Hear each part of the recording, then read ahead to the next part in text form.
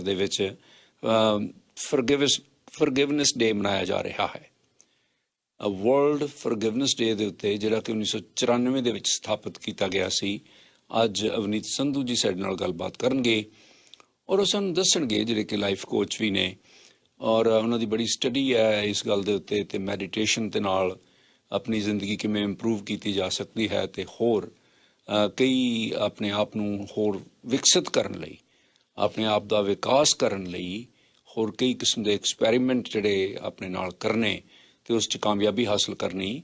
ਉਹਨਾਂ ਦੇ ਵਿੱਚੋਂ ਇੱਕ ਇਹ ਆ ਕਿ ਜਦੋਂ ਤੁਸੀਂ ਕਿਸੇ ਨੂੰ ਫਰਗਿਵ ਕਰ ਦਿੰਦੇ ਹੋ, ਕਿਸੇ ਨੂੰ ਮਾफ़ ਕਰ ਦਿੰਦੇ ਹੋ ਔਰ ਉਸ ਤੋਂ ਬਾਅਦ ਉਸ ਨੂੰ ਮੁਕੰਮਲ ਤੌਰ 'ਤੇ ਰਿਲੀਜ਼ ਕਰ ਦਿੰਦੇ ਹੋ, ਭਾਵ ਕਿ ਫਰਗਿਵ ਕਰਨ ਤੋਂ ਬਾਅਦ ਫਰਗੈਟ ਕਰ ਜਾਂਦੇ ਹੋ, ਭੁੱਲ ਜਾਂਦੇ ਹੋ ਔਰ ਉਸ ਤੋਂ ਬਾਅਦ ਉਸ ਨੂੰ ਉਸ ਹਿੱਸੇ ਨੂੰ ਆਪਣੀ ਜ਼ਿੰਦਗੀ ਨਾਲੋਂ ਅਲੱਗ ਥਲੱਗ ਕਰ ਦਿੰਦੇ ਹੋ, ਤਾਂ ਉਸ ਤੋਂ ਬਾਅਦ ਤੁਹਾਡਾ ਆਪਣਾ ਮਨੋਬਲ ਜਿਹੜਾ ਕਿਸ ਤਰ੍ਹਾਂ, ਤੁਹਾਨੂੰ ਉਹਦਾ ਕੀ ਫਾਇਦਾ ਪਹੁੰਚਦਾ। ਜਿਹਨੂੰ ਤੁਸੀਂ ਮਾफ़ ਕਰ ਦਿੰਦੇ ਹੋ ਉਹਨੂੰ ਤਾਂ ਉਹਦਾ ਫਾਇਦਾ ਪਹੁੰਚੇਗਾ ਹੀ ਕਿ ਤੁਹਾਡੀ ਕਰੋਪੀ ਤੋਂ, ਤੁਹਾਡੇ ਗੁੱਸੇ ਤੋਂ, ਤੁਹਾਡੇ ਰਿਵੈਂਜ ਤੋਂ ਉਹ ਬਚ ਰਿਹਾ, ਵਰਨਾ ਤੁਹਾਨੂੰ ਕੀ ਫਾਇਦਾ ਪਹੁੰਚਣਾ ਉਹਦਾ। ਇਸ ਤਰ੍ਹਾਂ ਦੀ ਗੱਲਬਾਤ ਅੱਜ ਉਹਨਾਂ ਨਾਲ ਚੱਲੇਗੀ। ਅਵਨੀਤ ਸੰਧੂ ਜੀ ਸਾਡੇ ਸਟੂਡੀਓਜ਼ ਦੇ ਵਿੱਚ ਨੇ। ਅਵਨੀਤ ਜੀ ਆਇਆਂ ਨੂੰ, ਤੁਹਾਡਾ ਬਹੁਤ ਬਹੁਤ ਸਵਾਗਤ ਹੈ। Thank you so much. ਅੱਜ ਜਿਹੜਾ ਇਹ ਦਿਨ ਮਨਾਇਆ ਜਾ ਰਿਹਾ, ਮੇਰਾ ਖਿਆਲ 1994 ਤੋਂ ਪਹਿਲਾਂ ਵੀ ਇਹ ਜਿਹੜੀ ਫਿਲਾਸਫੀ ਸੀ ਕਿ ਕਿਸੇ ਨੂੰ ਮਾਫ਼ ਕਰ ਦੇਣਾ ਚਾਹੀਦਾ, ਇਹ ਸਾਡੇ ਕਲਚਰ ਦੇ ਵਿੱਚ ਤਾਂ ਮੇਰਾ ਖਿਆਲ ਬਹੁਤ ਦੇਰ ਤੋਂ ਇਹ ਗੱਲ ਚੱਲਦੀ ਆ ਰਹੀ ਹੈ। ਪਰ ਆਮ ਤੌਰ 'ਤੇ ਬੜਾ ਔਖਾ ਕੰਮ ਹੈ। ਪਹਿਲਾਂ ਤਾਂ ਕਿਸੇ ਨੂੰ ਮਾਫ਼ ਕਰਨਾ ਹੀ ਔਖਾ, ਫਿਰ ਉਸ ਤੋਂ ਬਾਅਦ ਮਾਫ਼ ਕਰਕੇ ਉਸ ਨੂੰ ਬਿਲਕੁਲ ਮੁਕੰਮਲ ਤੌਰ 'ਤੇ ਭੁੱਲ ਜਾਣਾ ਹੋਰ ਵੀ ਔਖਾ। ਜਿਹੜੇ ਲੋਕ ਮਾਫ਼ ਕਰ ਦਿੰਦੇ ਨੇ ਉਹਨਾਂ ਨੂੰ ਕੀ ਫਾਇਦਾ ਪਹੁੰਚਦਾ? ਜਿਹੜਾ ਫਰਗਿਵਨੈਸ ਡੇ ਆਈ ਥਿੰਕ ਬਹੁਤ ਪਾਵਰਫੁਲ ਡੇ ਹੈਗਾ ਜੇ ਅਸੀਂ ਇਹਨੂੰ ਸਮਝੀਏ ਤਾਂ। ਤੁਹਾਡਾ ਕੁਐਸਚਨ ਬਹੁਤ ਜ਼ਿਆਦਾ ਇੰਟਰਸਟਿੰਗ, ਔਰ ਇਸ ਕੁਐਸਚਨ ਦੇ ਵਿੱਚ ਬਹੁਤ ਸਾਰਾ ਕੁਝ ਆ ਸਕਦਾ। I mean it's like a big huge loaded question. ਤੇ ਫਰਗਿਵਨੈਸ ਜਿਸ ਤਰ੍ਹਾਂ ਤੁਸੀਂ ਕਿਹਾ ਕਿ 1994 ਤੇ ਉਸ ਤੋਂ ਪਹਿਲੇ ਵੀ ਸੀਗਾ ਸਾਡੇ ਰਿਲੀਜਨ ਦੇ ਵਿੱਚ, ਸਿੱਖਿਜ਼ਮ, ਹਿੰਦੂਇਜ਼ਮ, ਬੁੱਧਿਜ਼ਮ ਜਾਂ ਹਵਾਈਨ ਕਲਚਰ, ਨੇਟਿਵ, ਸਾਰਿਆਂ ਦੇ ਵਿੱਚ ਕੋਈ ਨਾ ਕੋਈ ਐਸੀਆਂ ਟ੍ਰੈਡੀਸ਼ਨਸ ਹੈਗੀਆਂ ਨੇ ਜਿਹਦੇ ਵਿੱਚ ਫਰਗਿਵਨੈਸ ਨੂੰ ਬਹੁਤ ਜ਼ਿਆਦਾ ਇੰਪੋਰਟੈਂਸ ਦਿੱਤੀ ਜਾਂਦੀ ਹੈ। ਹੁਣ ਸਾਇੰਟਿਸਟ ਨੇ ਤੇ ਰੀਸੈਂਟਲੀ ਆਈ ਥਿੰਕ ਕੁਝ 50 ਸਾਲ ਪਹਿਲੇ ਜ਼ਿਆਦਾ ਇਹਦੇ ਉੱਪਰ ਰਿਸਰਚ ਕਰਨਾ ਸ਼ੁਰੂ ਕੀਤਾ।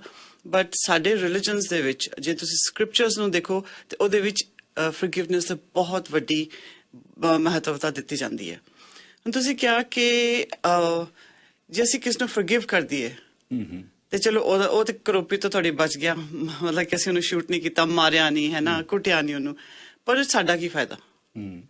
ਸੋ ਫਰਗਿਵਨੈਸ ਨੂੰ ਸਮਝਣ ਵਾਸਤੇ, ਇਸ ਚੀਜ਼ ਨੂੰ ਸਮਝਣ ਵਾਸਤੇ ਕਿ ਸਾਡਾ ਕੀ ਫਾਇਦਾ, you have to understand two things.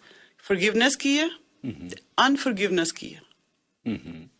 ਮਾਫ਼ ਕਰਨਾ ਕੀ ਹੈ, ਮਾਫ਼ ਕਰਨ ਦੇ ਫਾਇਦੇ ਕੀ ਹੈ, ਤੇ ਮਾਫ਼ ਨਾ ਕਰਨ ਦੇ ਫਾਇਦੇ ਕੀ ਹੈ, ਨੁਕਸਾਨ ਕੀ ਹੈ, ਨੁਕਸਾਨ ਕੀ ਹੈ, ਨਾ ਮਾਫ਼ ਕਰਨ ਦੇ ਨੁਕਸਾਨ ਕੀ ਹੈ। ਜੇ ਅਸੀਂ ਦੋਨੋਂ ਚੀਜ਼ਾਂ ਨੂੰ ਅੰਡਰਸਟੈਂਡ ਕਰਨ ਦੀ ਕੋਸ਼ਿਸ਼ ਕਰੀਏ ਤੇ ਦੋਨੋਂ ਪਰਸਪੈਕਟਿਵਸ ਨੂੰ ਦੇਖੀਏ, ਫਿਰ ਸਾਨੂੰ ਪਤਾ ਚੱਲੇਗਾ ਕਿ ਫਰਗਿਵਨੈਸ ਇਜ਼ ਨਾਟ ਫॉर them। ਕਈ ਵਾਰੀ ਤਾਂ ਸਾਨੂੰ ਜਿਹੜਾ ਦੂਸਰਾ ਬੰਦਾ ਹੁੰਦਾ ਹੈ, ਲੈਟਸ ਸੇ ਅਸੀਂ ਬਚਪਨ 'ਚ ਬੱਚੇ ਸੀਗੇ, 10 years ਤੋਂ ਵੀ ਛੋਟੇ ਸੀਗੇ, ਉਦੋਂ ਅਸੀਂ ਇੰਨੇ ਪਾਵਰਫੁਲ ਸੀਗੇ ਹੀ ਨਹੀਂ ਕਿ ਸਾਡੇ ਕੋਲ ਕੰਟਰੋਲ ਹੋਵੇ, ਅਸੀਂ ਕਿਸੇ ਨਾਲ ਲੜਾਈ ਕਰ ਸਕੀਏ। ਬਟ ਵੀ ਗੋਟ ਬੁਲਿਡ, ਚਾਹੇ ਪੇਰੈਂਟਸ ਦੇ ਥਰੂ ਜਾਂ ਰਿਲੇਟਿਵਸ ਜਾਂ ਸਕੂਲ ਦੇ ਵਿੱਚ, ਅਸੀਂ ਉਹਨੇ ਪਾਵਰਫੁਲ ਨਹੀਂ ਸੀਗੇ। ਫਿਰ ਜਦੋਂ ਅਸੀਂ ਵੱਡੇ ਹੋ ਜਾਂਦੇ ਹਾਂ, ਜਦੋਂ ਅਸੀਂ 40-50 ਦੀ ਉਮਰ 'ਚ ਪਹੁੰਚਦੇ ਹਾਂ, ਉਦੋਂ ਸਾਨੂੰ ਰਿਅਲਾਈਜ਼ੇਸ਼ਨ ਹੁੰਦੀ ਹੈ ਕਿ ਮੇਰੇ ਅੰਦਰ ਇੰਨਾ ਗੁੱਸਾ ਕਿਉਂ ਹੈ, ਇੰਨਾ ਐਂਗਰ ਕਿਉਂ ਹੈ, ਮੇਰੇ ਬਿਲੀਫ ਸਿਸਟਮ ਇੱਦਾਂ ਦੇ ਕਿਉਂ ਬਣ ਗਏ ਨੇ, ਹੈ ਨਾ, ਮੈਂ ਦੁਨੀਆ ਨੂੰ ਕਿਸ ਲੈਂਸ ਦੇ ਥਰੂ ਦੇਖ ਰਿਹਾ। ਪਰ ਉਸ ਵਕਤ ਜਦੋਂ ਤੁਹਾਨੂੰ ਕੋਈ ਸਮਝਾਉਂਦਾ ਹੈ ਕਿ ਬਈ ਹੋ ਸਕਦਾ ਉਹਨਾਂ ਕਾਰਨਾਂ ਕਰਕੇ you been holding on to anger, ਪਰ ਅਸੀਂ ਉਹਨੂੰ, ਉਹ ਤੇ ਹੁਣ ਇਨਸਾਨ ਹੈਗਾ ਹੀ ਨਹੀਂ ਸਾਡੀ ਜ਼ਿੰਦਗੀ ਦੇ ਵਿੱਚ। ਸੋ ਕਹਿਣ ਦਾ ਭਾਵ ਇਹ ਹੈ ਕਿ ਕਦੀ ਉਹ ਲੋਕ ਹੁੰਦੇ ਵੀ ਨਹੀਂ ਹੈਗੇ ਸਾਡੀ ਜ਼ਿੰਦਗੀ 'ਚ, ਤਾਂ ਵੀ ਉਹਨਾਂ ਨੂੰ ਮਾਫ਼ ਕਰਨਾ ਪੈਂਦਾ ਹੈ। ਅਸੀਂ ਉਹਨਾਂ ਨੂੰ ਨਾ ਅਸੀਂ ਕੋਈ ਗੋਲੀ ਮਾਰ ਸਕਦੇ ਹਾਂ, ਨਾ ਕੁਛ ਉਹਨਾਂ ਨੂੰ ਕੁੱਟ ਸਕਦੇ ਹਾਂ, ਬਟ ਉਹਨਾਂ ਨੂੰ ਤਾਂ ਵੀ ਮਾਫ਼ ਕਰਨਾ ਪੈਂਦਾ। ਦ ਰੀਜ਼ਨ ਬੀਂਗ ਕਿ ਜਦੋਂ ਅਸੀਂ ਕਿਸੇ ਨੂੰ ਮਾਫ਼ ਕਰਨੇ ਹਾਂ, ਅਸੀਂ ਜਿਹੜੀ ਸਪੇਸ ਆਪਣੇ ਦਿਲ 'ਚ, ਦਿਮਾਗ ਦੇ ਵਿੱਚ, ਹੁਣ ਦੋ ਤਰੀਕੇ ਆ ਇਹਨੂੰ ਸਮਝਣ ਦੇ, ਕਿ ਇੰਟੈਲੈਕਚੁਅਲਾਈਜ਼ ਕੀਤਾ ਹੋਇਆ ਜਾਂ ਇਮੋਸ਼ਨਲੀ ਆਪਣੇ ਦਿਲ ਦੇ ਵਿੱਚ ਉਹ ਜਗ੍ਹਾ ਰੱਖੀ ਹੋਈ ਹੈ। ਜਿੰਨੇ ਅਸੀਂ ਦਿਲ ਦੇ ਵਿੱਚ ਰੱਖਾਂਗੇ, ਜਿੰਨਾ ਅਸੀਂ ਫੀਲ ਕਰਾਂਗੇ ਉਸ ਚੀਜ਼ ਨੂੰ, ਤੇ ਉਹਨਾਂ ਸੇ ਐਂਗਰ ਹੋਰ ਬਾਕੀ ਇਮੋਸ਼ਨਸ ਨੂੰ ਸਾਡੀਆਂ ਵਧਣਗੀਆਂ। ਦਿਮਾਗ ਦੇ ਵਿੱਚ ਅਸੀਂ ਰੱਖਾਂਗੇ ਤੇ ਅਸੀਂ ਜੋ ਪ੍ਰੈਜ਼ੈਂਟ ਮੂਮੈਂਟ ਦੇ ਵਿੱਚ ਰਹਿ ਕੇ ਅਸੀਂ ਜ਼ਿੰਦਗੀ 'ਚ ਕੰਮ ਕਰਨੇ ਆ, ਸਾਡੀ ਜਿਹੜੀ એનર્ਜੀ ਹੈ ਓਨੀ ਕੋਈ ਹੁੰਦੀ ਹੈ, ਤੇ ਜਾਂ ਤੇ ਅਸੀਂ ਉਹਨਾਂ ਲੋਕਾਂ ਦੇ ਪਰ ਲਾ ਦਈਏ, ਉਹਨਾਂ ਸਿਚੁਏਸ਼ਨਸ ਤੇ ਲਾ ਦਈਏ, ਜਾਂ ਅਸੀਂ ਆਪਣੇ ਪ੍ਰੈਜ਼ੈਂਟ ਡੇ ਕੰਮ ਤੇ ਲਾ ਲਈਏ ਤੇ ਆਪਣੇ ਆਪ ਨੂੰ ਬੈਟਰ ਕਰ ਲਈਏ। ਸੋ ਮੁਆਫ ਨਾ ਕਰਨ ਦਾ ਨੁਕਸਾਨ ਇਹ ਆ ਕਿ ਤੁਹਾਡੇ ਅੰਦਰ ਨਫ਼ਰਤ ਵੱਧਦੀ ਰਹੇਗੀ ਦਿਲ 'ਚ, ਤੇ ਦਿਮਾਗ ਦੇ ਵਿੱਚੋਂ એનર્ਜੀ ਜਿਹੜੀ ਆ ਉਧਰ ਉਸ ਦੇ ਨਾਲ ਖੁੰਦਕਬਾਜ਼ੀ ਦੇ ਵਿੱਚ ਵੇਸਟ ਹੁੰਦੀ ਰਹਿਣੀ ਹੈ। ਫੋਰ ਐਗਜ਼ਾਮਪਲ ਮੈਂ ਤੁਹਾਨੂੰ ਇੱਕ ਐਕਸਟ੍ਰੀਮ ਐਗਜ਼ਾਮਪਲ ਦਿੰਦੀ ਹਾਂ। ਫੋਰ ਐਗਜ਼ਾਮਪਲ ਕਿਸੇ ਨੇ ਕਿਸੇ ਦਾ ਮਰਡਰ ਕਰਤਾ, ਠੀਕ ਹੈ, ਤੇ ਹੁਣ ਜਿਹੜੀ ਫੈਮਿਲੀ ਹੈ ਉਹਨੇ ਕਿਹਾ ਕਿ ਵੀ ਇਸ ਬੰਦੇ ਨੇ ਸਾਡੀ ਫੈਮਿਲੀ ਦੇ ਬੰਦੇ ਦਾ ਮਰਡਰ ਕੀਤਾ, ਸੋ ਇੱਕ ਤਾਂ ਨਾਰਮਲ ਕਨਸੀਕੁਐਂਸਿਸ ਨੇ, ਥਰੂ ਜਸਟਿਸ ਸਿਸਟਮ ਉਹਨੂੰ ਸਜ਼ਾ ਮਿਲਣੀ ਹੈ। ਇੱਕ ਹੈਗਾ ਕਿ ਤੁਸੀਂ ਸਾਰਾ ਟਾਈਮ, ਤੇ ਉਹਨੂੰ ਜੇਲ੍ਹ ਵੀ ਹੋ ਗਈ, ਸਜ਼ਾ ਵੀ ਮਿਲ ਗਈ, ਉਹਨੂੰ ਸੋਲਿਟਰੀ ਵੀ ਮਿਲ ਗਈ, ਉਹਨੂੰ ਜੇਲ੍ਹ ਦੇ ਕਿਸੇ ਸੈੱਲ ਕੋਠੜੀ 'ਚ ਵੀ ਬੰਦ ਕਰ ਦਿੱਤਾ। ਬਟ ਹੁਣ ਜੇ ਤੁਸੀਂ ਸਾਰਾ ਟਾਈਮ ਉਸ ਚੀਜ਼ ਨੂੰ ਲੈ ਕੇ ਬੈਠੇ ਰਹੇ ਕਿ ਅਸੀਂ ਇਹਦੀ ਫੈਮਿਲੀ ਨੂੰ ਸਤਿਆਨਾਸ਼ ਕਰ ਦੇਣਾ, ਇਹ ਕਰਨਾ, ਉਹ ਕਰਨਾ, and you are not able to move on, ਤੁਸੀਂ ਆਪਣੇ ਆਪ ਆਪਣੀ ਜੇਲ੍ਹ ਦੇ ਵਿੱਚ ਬੰਦ ਹੋ ਗਏ, ਉਸ ਰਿਵੈਂਜ ਲੈਣ ਦੇ ਫੀਲਿੰਗ ਦੇ ਵਿੱਚ। ਹਾਂ, ਉਹ ਤੇ ਬੰਦਾ ਹੋਇਆ ਹੀ ਹੋਇਆ, ਤੁਸੀਂ ਹੁਣ ਉਹਦੇ ਨਾਲ ਇੱਕ ਕਾਰਮਿਕ ਰਿਲੇਸ਼ਨਸ਼ਿਪ 'ਚ ਵੀ ਆ ਗਏ। ਜਿਹੜੀ ਸਾਡੇ ਇਮੋਸ਼ਨਲ ਅਗਰ ਇਮੋਸ਼ਨ ਅਸੀਂ ਧਾਗੇ ਬਣਾ ਦਈਏ, ਕਲਰਸ ਵਾਲੇ ਧਾਗੇ ਬਣਾ ਦਈਏ, ਤੇ ਅਸੀਂ ਉਹਨਾਂ ਦੇ ਨਾਲ ਕਾਲੇ ਧਾਗਿਆਂ ਦੇ ਨਾਲ ਐਨਮੈਸ਼ ਹੋ ਗਏ, ਬਣ ਗਏ, ਠੀਕ ਹੈ। ਤੇ ਜੇ ਅਸੀਂ ਤੋੜਨਾ ਵੀ ਚਾਹੀਏ ਨਾ ਉਹ ਰਿਲੇਸ਼ਨਸ਼ਿਪ, ਆਪਾਂ ਤੋੜ ਹੀ ਨਹੀਂ ਸਕਦੇ, ਬਿਕਾਜ਼ ਉਹ ਐਨਰਜੈਟਿਕ ਕੋਰਡਸ ਦੇ ਨਾਲ, ਐਨਰਜੈਟਿਕ ਧਾਗਿਆਂ ਦੇ ਨਾਲ ਅਸੀਂ ਰਿਸ਼ਤਾ ਇੰਨਾ ਗੂੜਾ ਕਰ ਲਿਆ, ਰਿਵੈਂਜ ਵਾਲਾ। ਜਿਹੜਾ ਨੈਗੇਟਿਵ ਰਿਸ਼ਤੇ ਹੁੰਦੇ ਆ ਨਾ, ਉਹ ਜ਼ਿਆਦਾ ਗੂੜੇ ਹੁੰਦੇ, ਉਸ ਡਿਵੋਰਸ ਨਹੀਂ ਹੁੰਦੇ, ਸੌਰੀ ਟੂ ਸੇ। ਅੱਛਾ ਜੀ, ਕਿਉਂਕਿ ਤੁਸੀਂ ਫਿਰ ਬਦਲਾ ਲੈਣਾ ਚਾਹੁੰਦੇ ਹੋ, ਉਹਦਾ ਨੁਕਸਾਨ ਕਰਨਾ ਚਾਹੁੰਦੇ ਹੋ। ਉੱਥੇ ਡਿਵੋਰਸ ਨਹੀਂ ਹੁੰਦੇ। ਆ ਜਿਹੜੇ ਨਾਈਸ ਪਿਆਰ ਵਾਲੇ ਰਿਲੇਸ਼ਨਸ਼ਿਪ ਹੁੰਦੇ ਨਾ, ਉੱਥੇ ਫਟਾਫਟ ਡਿਵੋਰਸ ਹੁੰਦੇ ਆ। ਨਫ਼ਰਤ ਵਾਲੇ ਰਿਸ਼ਤਿਆਂ 'ਚ ਡਿਵੋਰਸਿਸ ਨਹੀਂ ਹੁੰਦੇ।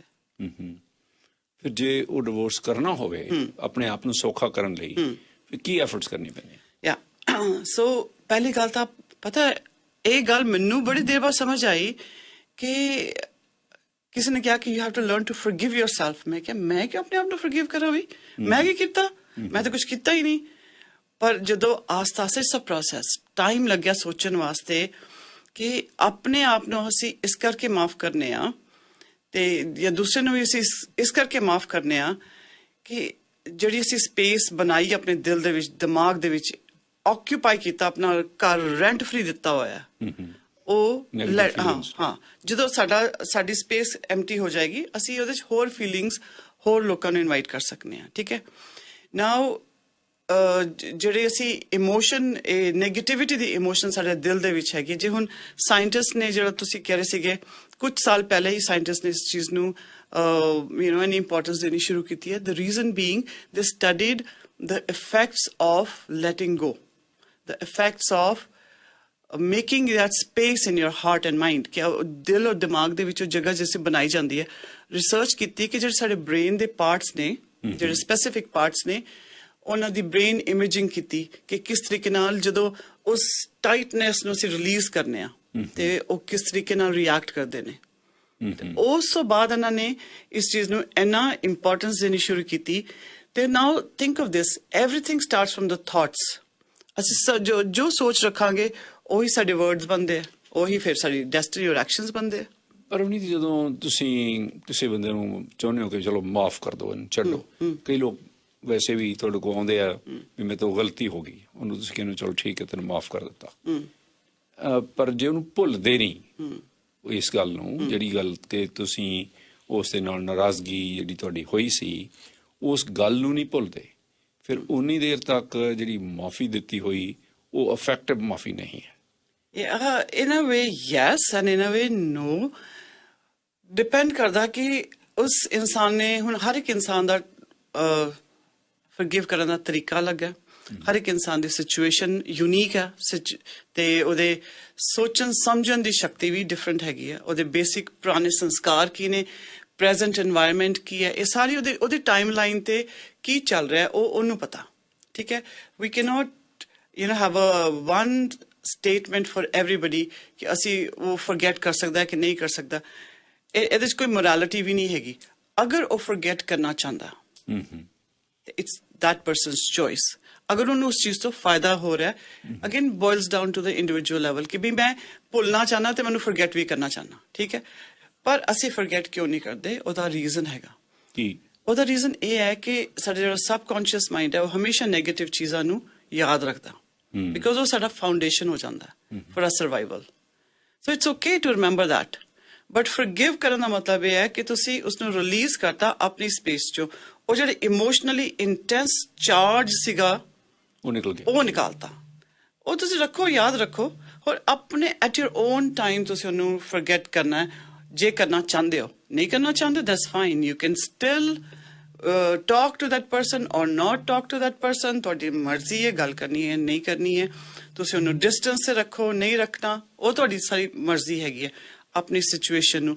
ਪਰ ਹੁਣ ਕੁਐਸਚਨ ਇਹ ਆਉਂਦਾ ਕਿ ਅਸੀਂ ਕਿਸ ਨੂੰ ਫੋਰਗਿਵ ਕਰਨਾ ਹੋਈਏ ਜਾਂ ਭੁੱਲਣਾ ਚਾਹੀਏ ਤੇ ਕਿਸ ਤਰੀਕੇ ਨਾਲ ਕਰਨਾ। ਉਹਦੇ ਵੀ ਬੜੇ ਤਰੀਕੇ ਨੇ। ਸਭ ਤੋਂ ਵੱਡਾ ਜਿਸ ਤਰ੍ਹਾਂ ਸਾਡੇ ਕਲਚਰ ਦੇ ਵਿੱਚ ਕਿਹਾ ਜਾਂਦਾ ਨਾ,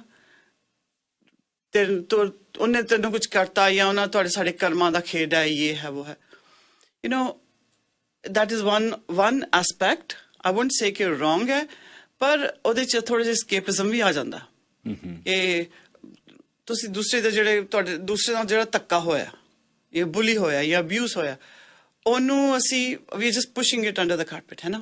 ਵੀ ਤਾਂ ਕਿਸਮਤ ਇਸ ਤਰ੍ਹਾਂ ਹੀ ਹੋਣਾ ਸੀ, ਕਿਸਮਤ ਦੀ ਗੱਲ ਹੈ, ਤੇਰੇ ਕਰਮਾਂ ਦਾ ਖੇਡ ਹੈ, ਤੂੰ ਹੀ ਮਾੜੇ ਕਰਮ ਕੀਤੇ ਹੋਣੇ ਕਿਸੇ ਪਿਛਲੇ ਜਨਮ ਚ, ਹੈ ਨਾ। ਉਹ ਬੰਦਾ ਹੋਰ ਵਿਕਟਮਾਈਜ਼ ਹੋ ਜਾਂਦਾ ਹੈ।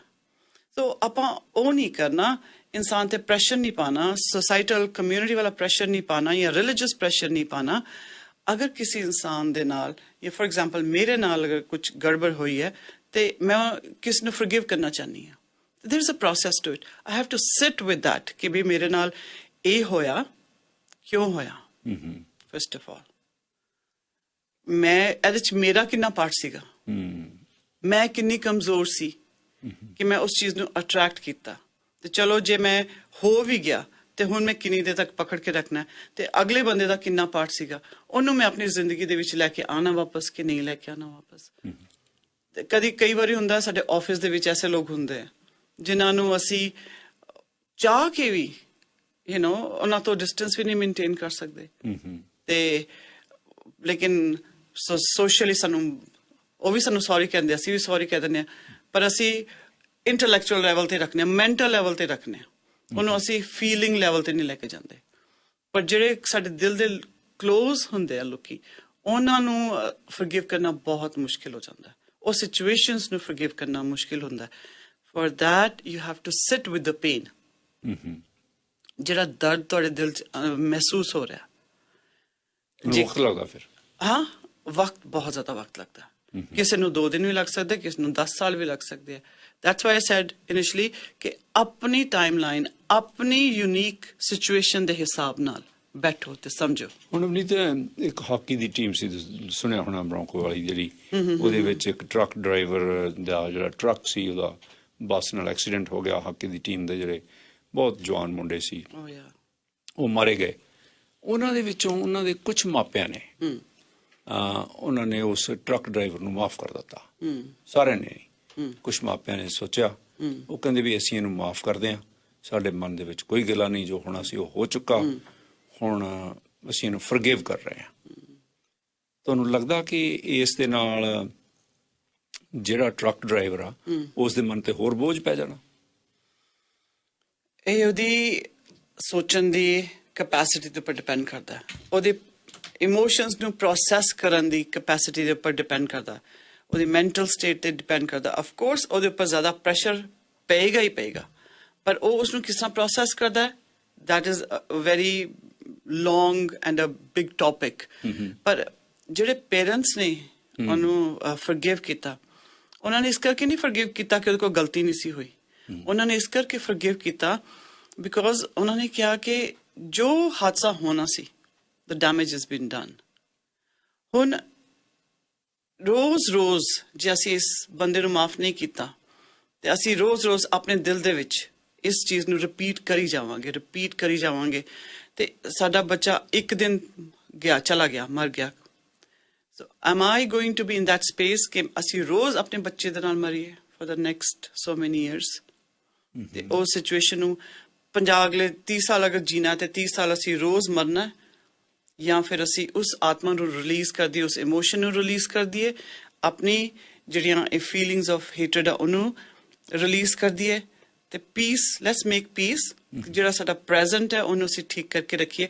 ਐਂਡ ਉਹਦੇ ਨਾਲ ਕੀ ਹੋਏਗਾ, ਜਿਹੜੀ ਆਤਮਾ ਜਿਵੇਂ ਸਪਿਰਿਚੁਅਲ ਲੈਵਲ ਤੇ ਵੀ ਦੇਖੀਏ, ਮੈਟਾਫਿਜ਼ੀਕਲ ਲੈਵਲ ਤੇ ਵੀ ਜਿਹੜੀ ਆਤਮਾ ਰਿਲੀਜ਼ ਹੋ ਗਈ, ਆਲਰੇਡੀ ਚਲੇ ਗਈ ਹੈ, ਉਹ ਜਦੋਂ ਆਪਣੇ ਪੇਰੈਂਟਸ ਨੂੰ ਦੇਖਦੀ ਹੈ ਕਿ they are at piece, they are okay, ਉਹ ਵੀ ਪੀਸਫੁਲ ਹੋ ਜਾਂਦੀ ਹੈ। ਸੋ ਬੇਸਿਕਲੀ ਜਿਹੜੇ ਲੋਕ ਮਾਫ ਕਰ ਦਿੰਦੇ ਨੇ ਦੂਸਰਿਆਂ ਨੂੰ ਉਹਨਾਂ ਦੇ ਗੁਨਾਹਾਂ ਲਈ, ਤੇ ਮਾਫ ਕਰਨ ਤੋਂ ਬਾਅਦ ਭੁੱਲ ਜਾਂਦੇ ਨੇ, ਲੈਟ ਇਟ ਗੋ, ਉਹਨਾਂ ਦਾ ਆਪਣਾ ਬੈਨੀਫਿਟ ਜ਼ਿਆਦਾ ਹੁੰਦਾ, ਬਹੁਤ ਜ਼ਿਆਦਾ। ਇਹ ਸਿਰਫ ਬੈਨੀਫਿਟ ਸਾਡਾ ਹੀ ਹੈ, ਅਗਲੇ ਦਾ ਬੈਨੀਫਿਟ ਬਸ ਕਹਿੰਦੇ, this a very good saying ਕਹਿੰਦੇ ਆ ਕਿ I am giving you the gift of forgiveness, but I am giving myself the gift of forgiveness so that I can move on. ਤੇ ਮੈਂ ਆਪਣੇ ਆਪ ਨੂੰ ਗਿਫਟ ਮੂਵ ਔਨ ਦੀ ਦੇ ਰਿਹਾ, ਤੈਨੂੰ ਮੈਂ ਗਿਫਟ ਫॉरगिवनेस ਦੀ ਦੇ ਰਿਹਾ।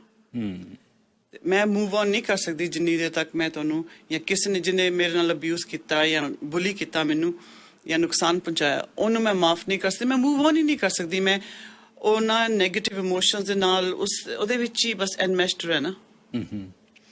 ਹੁਣ ਤੁਸੀਂ ਵੀ ਵੇਖਿਆ ਹੋਣਾ ਕਿ ਕਈ ਲੋਕ ਜਦੋਂ ਵੱਡੀ ਉਮਰ ਦੇ ਹੋ ਜਾਂਦੇ ਆ, ਜਦੋਂ ਉਹ 18, 19, 20 ਸਾਲ ਦੇ ਹੁੰਦੇ ਆ, ਉਹਨਾਂ ਦਾ ਸਭ ਕੁਝ, ਮਾਈਂਡ ਵੀ ਸ਼ਾਰਪ ਹੁੰਦਾ, ਬਾਡੀ ਵੀ ਤਕੜੀ ਹੁੰਦੀ ਆ, ਔਰ ਜਿਹੜੀ ਬਦਲੇ ਦੀ ਅੱਗ ਵੀ ਉਹਨਾਂ ਦੇ ਅੰਦਰ ਬਹੁਤ ਜਲਦੀ ਆ, ਤੇਜ਼ੀ ਨਾਲ।